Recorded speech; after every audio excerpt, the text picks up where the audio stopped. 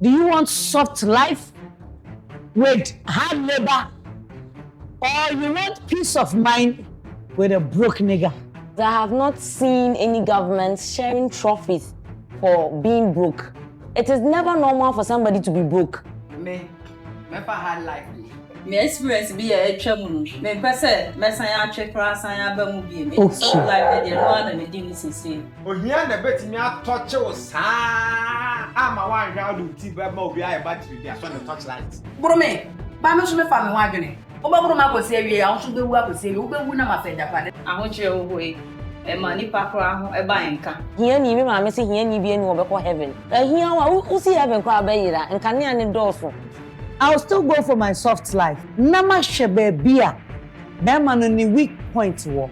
Bruno moja be jina me mewu Jessica. Ba me amtie yi. Sa betun sa agbo me ba ko no mienu ensa de. Ende me di jai bema bi kura.